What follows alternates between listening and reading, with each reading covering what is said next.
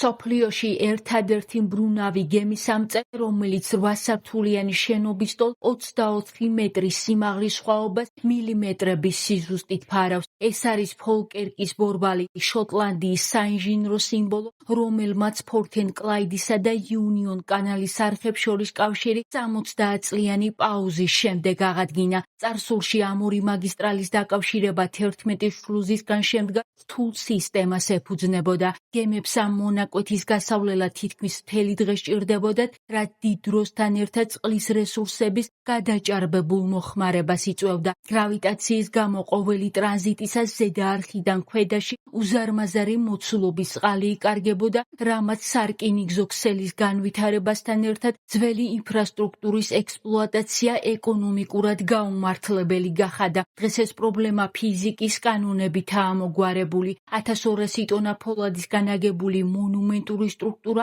არქიმედეს ჰიდროსტატიკურ პრინციპს ეფუძნება. კონსტრუქციის ელემენტები დერბიშირში დამზადდა და 35 სპეციალური რეისით გადაიზიდა ლოკაციაზე, სადაც კვანძები 14,000-ზე მეტი ბოლტით შეიკრა. ნაგებობის ცენტრალური ღერძი თითქმის 4 მეტრის დიამეტრისა და 27 მეტრზე მეტი სიგრძისაა, ხოლო მთელი ეს მასიური სისტემა ბეტონის საძირკველზე დგას, რაც მუდმივი ციკლური დატვირთვისას ვიბრაციას კომპენსირებს. გემები გონდოლაში შესვლისას გამოდევნიან საკუთარი წონის ტოლწყალს, რაც სისტემის მუდმივ წონასწორობას განაპირობებს. სწორედ ამ იდეალური ბალანსის დამსახურებაა, რომ 35 მეტრის სიმაღლის გიგანტური კონსტრუქციის ნახევარი ბრუნვა სულ რაღაც 5 წუთამდე გრძელდება, რისთვისაც მხოლოდ 1,5 კილოვატ-საათი ენერგია სჭირდება. აღსანიშნავია, რომ თავდაპირველად ეს არხები ინდუსტრიული სატვირთო გადაზიდვებისთვის აიგო, თუმცა დღეს ფოლკერკის ბორბალი ძირითადად სამგზავრო და რეკრეაციულ ფუნქციას ასრულებს.